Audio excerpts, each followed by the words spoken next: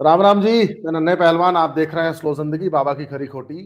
मेरे साथ बाबा रामदास जी और श्रीकांत भाई जुड़ चुके हैं और आज का मुद्दा है इकरा हसन, समाजवादी पार्टी, अखिलेश यादव और नीतीश कुमार। नीतीश कुमार बाबा जी, मैं आपको जरा एक स्क्रीन शेयर करूंगा आप लोगों के साथ, जरा आप लोग देखें और समझें इस चीज को कि आखिर मामला हुआ क्या है।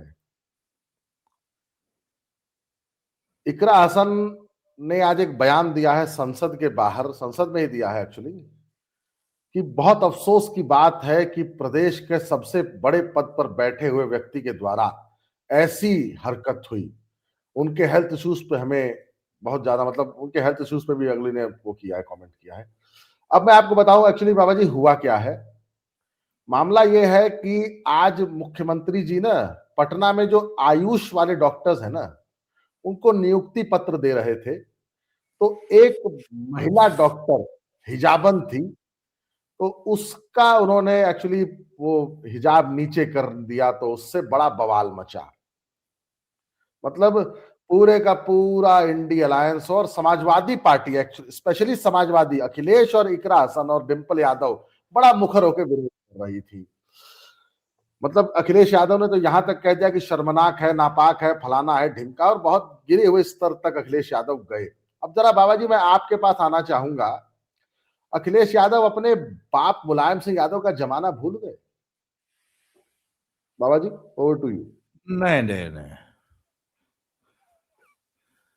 नीतीश बाबू ने उस जिहादन हिजाबन डॉक्टर को नंगी वंगी नहीं बोला था। उस मौलाना ने तो इनकी बीवी को नंगी बोल दिया था। तब तो इनके मुंह से एक शब्द नहीं फूटा महिलाओं के सम्मान में। समाजवादी पार्टी के किसी नेता के मुंह से एक शब्द निकला हो, मुझे कोई बता दे। इकरा हसन को तब नहीं सुनाई दिया था जब उस मौलाना डिम्पल को बोला था कि यहां नंगी बैठी थी? तब महिलाओं के सम्मान पे ठेस नहीं लगी थी? तब वो शर्मनाक था कि नहीं था? जो आदमी अपनी बीवी, जो पार्टी अपने नेता की पत्नी के अपमान पे इस कदर मुंह में दही जमा लेती है, उसको हक है बोलने का? और दूसरी बात, अखिलेश यादव बोलेंगे, डिंपल यादव बोलेंगी, गेस्ट हाउस कांड भूल गए? बहन जी के कपड़े तार तार कर दिए थे, जान से मारने की प्लानिंग थी, पूरी की पूरी समाजवादी पार्टी टूट पड़ी थी, हत्या की प्लानिंग थी। एसपी लखनऊ मौजूद था मौके पे। तो ब्रह्मदत्त द्विवेदी नहीं आए होते तो बहन जी की जान नहीं बचती। समाजवादी पार्टी अब महिलाओं की सुरक्षा की मतलब दुहाई देगी? इतिहास में आपको मिसाल नहीं मिलेगी जो समाजवादी पार्टी के गुंडों ने इसी अखिलेश यादव के बाप की सरकार थी जो बहन जी के साथ किया था। ये लोग महिला सम्मान की दुहाई देंगे? जी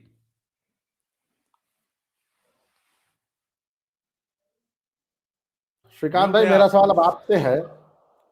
चलिए, अखिलेश यादव ने क्या बोला नहीं बोला, मौलाना साजिद रशीदी ने क्या बोला नहीं बोला, लेकिन एक बात बताइए ना कहीं वैसे ये, अब ठीक है, ठीक है, समाजवादी पार्टी इस पे बड़ा अग्रेसिव होके कर रही थी।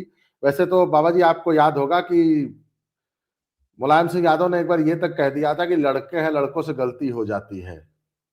वो श्रीकांत भाई, आप एक पता नहीं कौन सा किस्सा 2017 का सुना रहे थे, मुझे, मैं भूल गया, जरा एक बार दर्शकों को सुनाइए वो किस्सा, तो चुनाव प्रचार वचार में पता नहीं डिंपल यादव के साथ क्या हुआ था।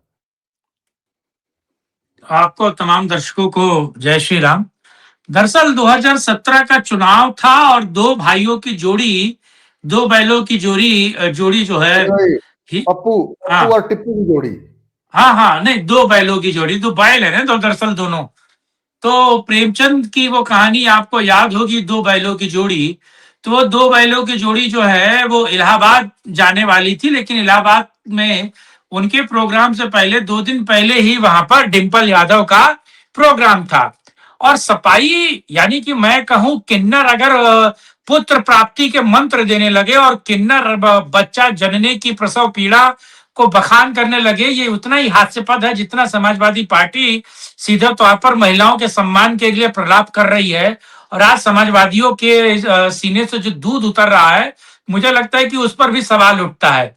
और आपको पता है कि डिंपल यादव को इतना हूट किया समाजवादियों ने, और इलाहाबाद में जब उनका, क्योंकि प्रयागराज जब हुआ है, तो उस वक्त के इलाहाबाद में उनको समाजवादियों ने इतना हूट किया, इतना परेशान किया, उनको बोलने नहीं दिया, पानी की बोतलों, खाली बोतलें फेंकी गई और उनको लेकर अपशब्द कहे गए, इशारे किए गए और इतना किया गया कि वो महिला मंच से बोलने लगी।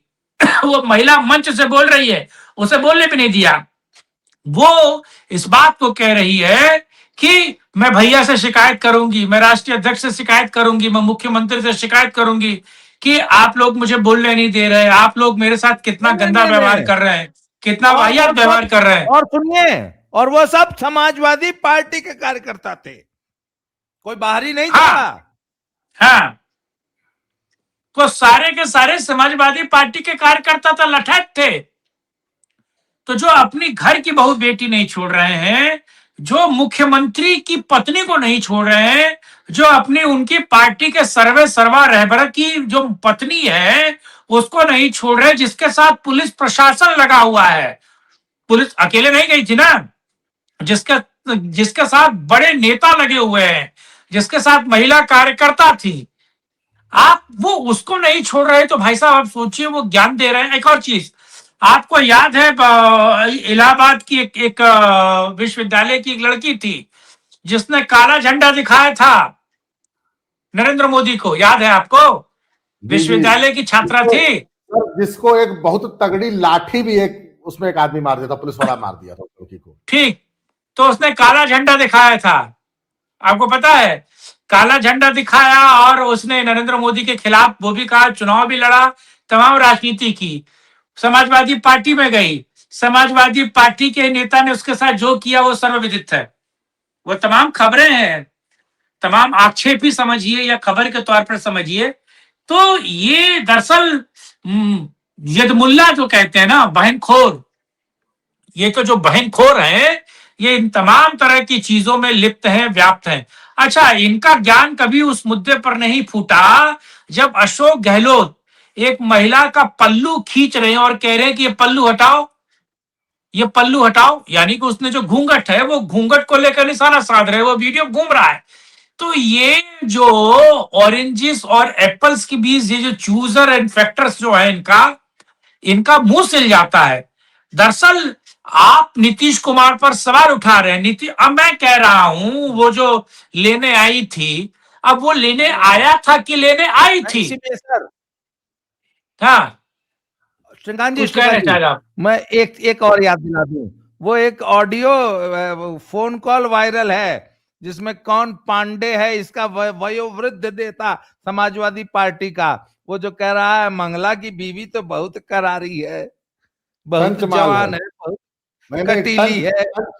हाँ, कटीली टंच है। हाँ, नहीं, और तो वो बोला है कि तुम तो नहीं ना उसको चखे हो, या ऐसे कुछ बोल रहा है। कौन था वो? समाजवादी का बड़ा वरिष्ठ नेता है, प्रसाद पांडे, माता प्रसाद पांडे, नेता प्रतिपक्ष, नेता, मतलब अब यही लोग हाँ, माता प्रसाद पहनाए हुए हैं। एक मिनट, पहना गए। और मैं जरा दर्शकों को, बहुत सारे जो लोग पूर्वांचल के नहीं है वो पहनाना वर्ड नहीं समझ पाएंगे कि समाजवादी पार्टी जो है पहना गई है। पहनाना किसे कहते हैं? पहनाना भैया इसे कहते हैं कि जो पशु जो दूध देने वाले होते हैं ना, उनके थनों में हमेशा दूध नहीं रहता है। वो शुरू में तो थन एकदम चिचुके हुए होते हैं, एकदम पिलपिले से होते हैं, पर जब बच्चा जब थनों को मुंह लगाता है तो मातृत्व का जब भाव जोर मारता है तो जो माँ होती है वो दूध उतार देती है थनों में। तो जब थनों में दूध उतार आता है तो थन एकदम लाल हो जाते हैं, मोटे हो जाते हैं, फूल जाते हैं। तो उसको किसान कहता है कि हाँ हाँ पेन्हा गई। पेन्हा गई मतलब दूध उतार दिया। तो समाजवादी पार्टी जो है ना सर, नीतीश बाबू का वो सीन देख के पेन्हा गई है। ये वही समाजवादी पार्टी है जो कहती थी कि बच्चे हैं, लड़के हैं, कि लड़कों से गलती हो जाती है, अब क्या फांसी पे लटका दोगे। ये वही समाजवादी पार्टी है जो अपने कार्यकर्ता की पत्नी को बोलते हैं बहुत कटीली है, बहुत नमकीन है। और बाबा कौन जी, बोल रहा है? 75 वर्ष का इनका एक वरिष्ठ नेता।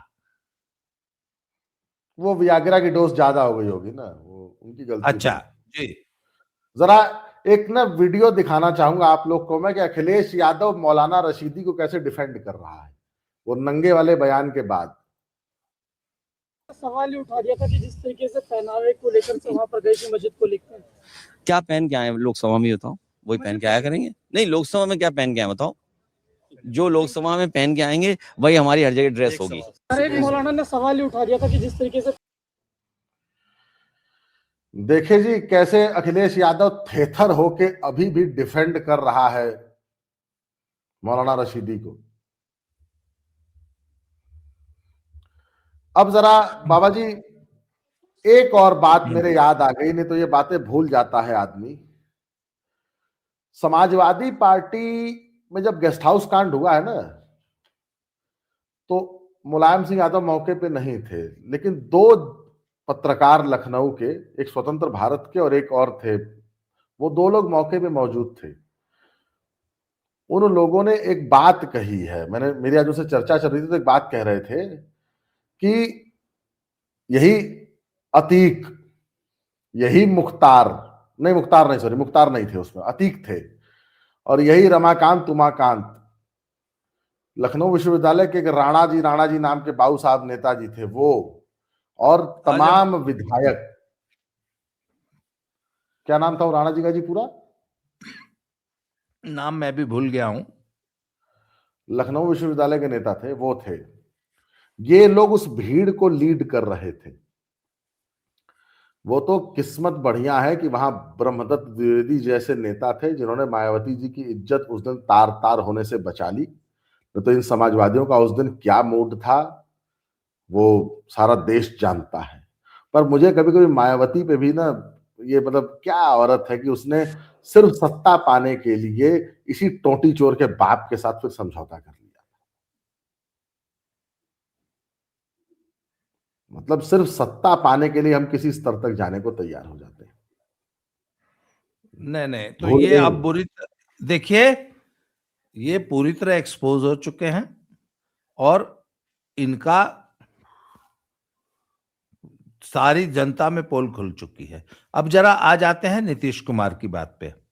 देखिए हर चीज का एक प्रोटोकॉल होता है। सबसे पहले तो नीतीश कुमार के वो तमाम निकम्मे अधिकारी जिन्होंने उस हिजाब पहनी हुई महिला को मंच तक आने दिया और वहां तक आने दिया, आप अपना मुंह छुपा के, पहली बात तो आप प्रोटोकॉल को फॉलो ही नहीं कर रहे हैं। आपको मालूम है श्रीकांत जी, नन्हे पहलवान, आप हेलमेट पहन के बैंक के अंदर प्रवेश नहीं कर सकते, आप हेलमेट पहन के एटीएम के अंदर प्रवेश नहीं कर सकते। और प्रोटोकॉल तो यहां तक कहता है कि आप काला, अगर आप किसी मीटिंग में गए हैं, किसी इंटरव्यू में गए हैं, तो काला चश्मा लगा के आप मीटिंग या इंटरव्यू अटेंड नहीं करते। आप ऐसा हैट जिसमें आपका जो फेल्ट हैट नहीं होता, जिसमें आपका आधा चेहरा छुपा होता है वो हैट लगा के भी आप मीटिंग्स में नहीं जाते, वो हैट आप बाहर उतार देते हैं। या अगर आप किसी महिला से कोई इंटरेक्शन करने जा रहे हैं तो आप अपना हैट ऐसे उतार लेते हैं, तब उनसे मिलते हैं, तब उनका अभिवादन करते हैं हैट पहन के। सर ये सिंपल बेसिक सिविक ये शिष्टाचार के होता है। तो वो लड़की, वो जो डॉक्टर थी, और तुम कैसी डॉक्टर करोगे अगर तुम हिजाब पहन रही हो? ये हिजाब पहनने का दुराग्रह क्या है? नहीं आपको मेडिसिन के डॉक्टर नहीं है वो, पहले तो ये लोगों को बता दें। अरे हाँ, आयुष जियादन जो है, हाँ। कोई यूनानी, आयुर्वेदिक, होम्योपैथी कुछ रही होगी ना, तो हिजाब पहन के डॉक्टरी करेगी, ऐसी को तो अपॉइंटमेंट ही नहीं मिलना चाहिए। हाँ, मैं यहाँ पे नीतीश बाबू के व्यवहार को डिफेंड नहीं कर रहा हूं। नीतीश बाबू, एक तो उनकी कोई गलत इंटेंशन नहीं थी और उनकी अवस्था वाकई ऐसी हो चुकी है कि, कि वो सचमुच अल्जाइमर और डिमेंशिया सबके, उनकी वो सारी उनके साथ फिजिकल समस्याएं हैं, वो हैं, हम उसको डिफेंड नहीं कर रहे हैं, परंतु उसको एक उन्होंने कहा, वो जो डॉक्टर, उसने बाद में बयान भी दिया है कि नहीं, वो उनका जो है पिता तुल्य व्यवहार था। जी श्रीकांत जी, आप कुछ कह रहे थे। मैं कह रहा हूं, मैं आपसे एक और बात कर रहा हूं। चलिए, नीतीश के पास आने से पहले तमाम सिक्योरिटी प्रोटोकॉल चेक किए गए होंगे, देखा होगा कि उसके पास कोई धारदार हथियार नहीं है, कोई ऐसी चीज नहीं है जिससे वो हमला करे और तमाम तरह की चीजें करे। लेकिन वो धर्म, हाँ, मैं ये कह रहा हूं, वो मर्दाना है, वो जनाना है, वो दरमियाना है, वो क्या है, ये कैसे जांच किया जाएगा? नहीं, बड़ा सवाल है। नियुक्ति पत्र आप उसको दे रहे, कोई और ले जाए। बुरके के मैं डिफेंड नहीं कर रहा हूं, लेकिन मैं कह रहा हूं नीतीश ने जो किया वो सर्वोच्च पद पर बैठे हुए व्यक्ति से पहले होना चाहिए, वो पहले ही उसका बुर्का उतरवाना चाहिए था। अब हमें कैसे पता चलेगा, ये नीतीश को कैसे पता चलेगा कि वो उसके पति को दे रहा है, वो किसी और को दे रहा है, कौन आ गया उसकी जगह? और आप देखते हैं बुरके की आड़ में इस देश में बहुत सारे कुकर्म होते हैं। बुरके के अंदर साड़ियां, कपड़े चुराते हुए तमाम जिहादिने, आपको पता ही है। बुरके के आड़ में तमाम तरह के पत्थर और तमाम तरह के हथियार लेकर जाते हुए फोटो वीडियो आपको पता ही है। और बुरके के आड़ में आधे से ज्यादा अपराधी भागते हैं, बुरके की आड़ लेकर जाते हैं ना। तो मैं तो इस पर सवाल उठा रहा हूं कि कैसे बुरका पहन के मुख्यमंत्री के पास जाने दिया गया, नकाब पहन के कैसे जाने दिया गया? नन्हे पहलवान कुछ कह रहे थे, वो कह ले, फिर मैं आगे अपनी बात कहता हूं। नन्हे पहलवान। नाजिया इलाही ने एक बार कहा था कि बुड़का स्मगलिंग का अड्डा है। अब मैं आप लोग को ना एक किस्सा सुनाऊंगा। मैं रेलवे में नौकरी करता था, अब नहीं करता हूं। तो यूपी के जो सबसे दबंग नेताजी हैं ना, दबदबा था वाले, उनके दामाद के आगे जीजा जी हैं। वो मेरे यहाँ रेलवे में क्लास 1 ऑफिसर होते थे उन दिनों। ये बात है 2014, 15, 16 की। बड़े दबंग, मतलब वो भी ठाकुर और बहुत दबंग है भाई। उतना दबंग अधिकारी मैंने बहुत कम देखे हैं।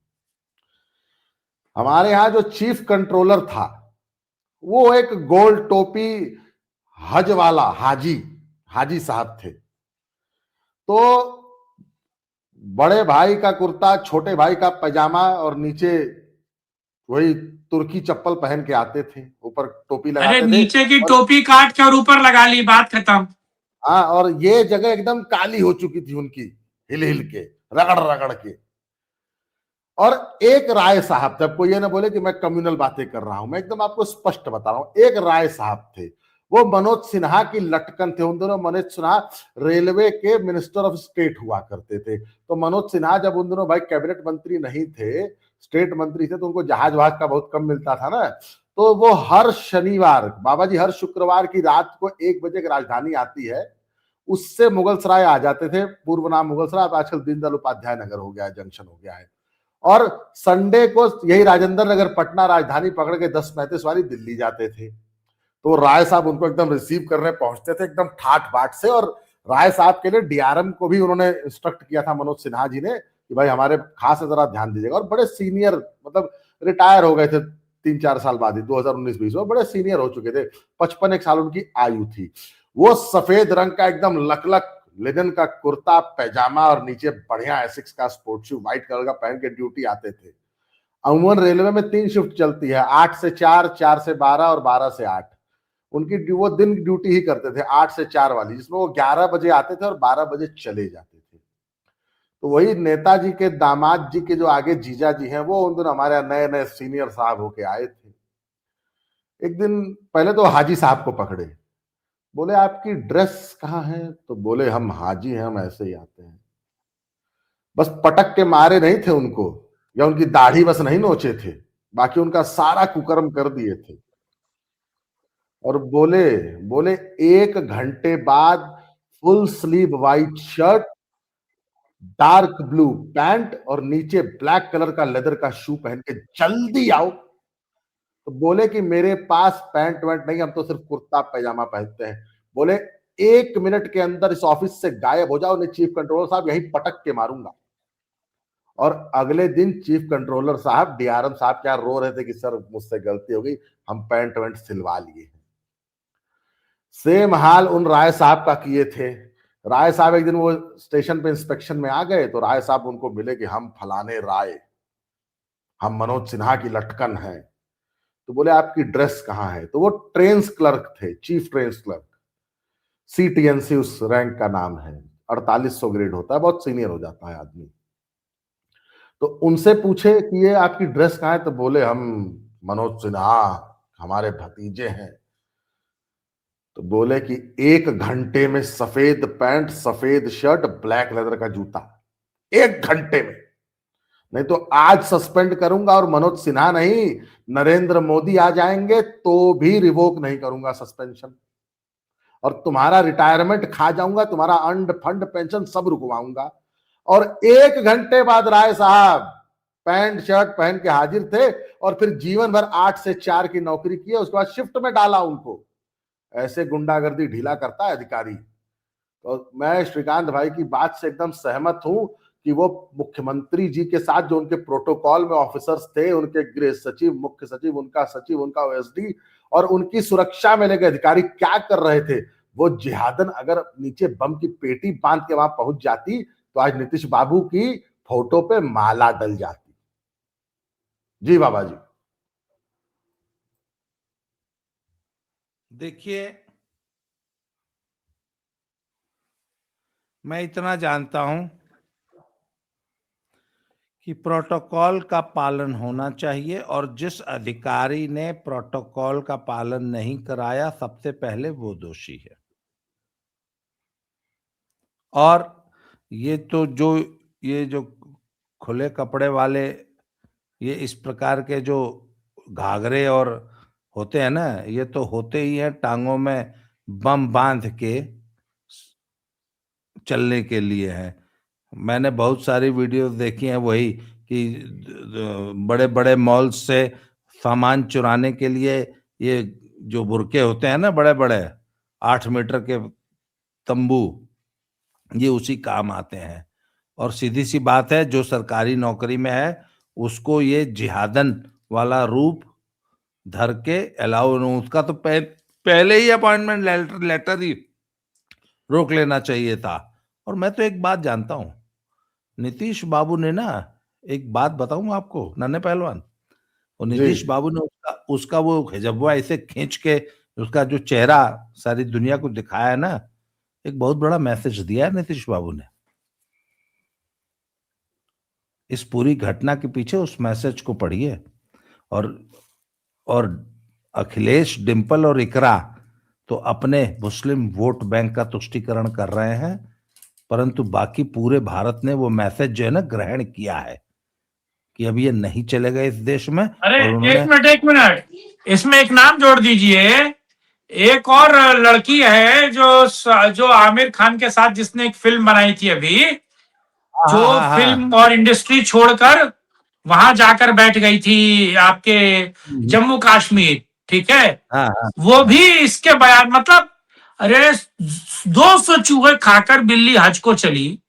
मुफ्ती मोहम्मद की वो जो बेटी है, रूबिका की बेटी, वो इसके खिलाफ बयान दे रही है। कर्नाटका में इसके खिलाफ FIR हो गई है, नीतीश के खिलाफ प्राथमिकता दर्ज की गई है। जरा आज ही मैंने वो फोटो देखी है, मोहम्मद साहब के 48वें वंशज जॉर्डन के, वो कौन, किंग अब्दुल्ला है, जरा उनकी फोटो जरा अपने फोन पे सर्च करके दिखा दीजिए।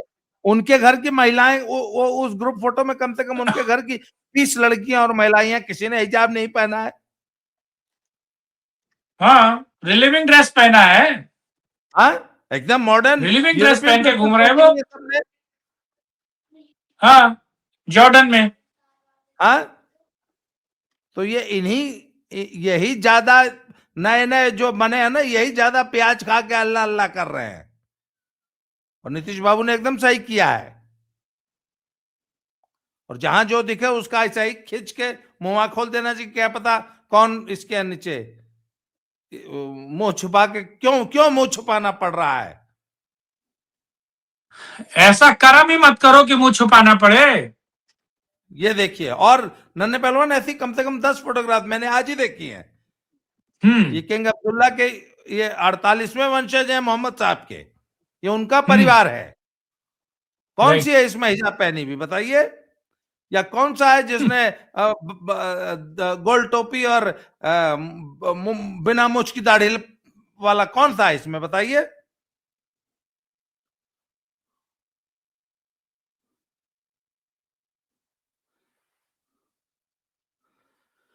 तो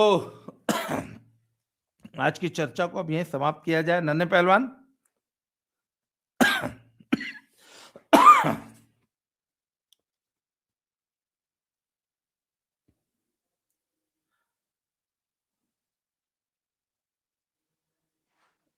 नन्हे भाई म्यूट हो भाई, आप मेरी बात सुन पा रहे हैं? म्यूट है नन्हे पहलवान, म्यूट है। एक फोटो और देख लीजिए उस फैमिली की। हाँ अच्छा, एक फोटो और दिखा रहे हैं। ये जो आजकल क्राउन प्रिंस है उनके पिताजी किंग विलियम, हाँ, इस टाइप की फैमिली है।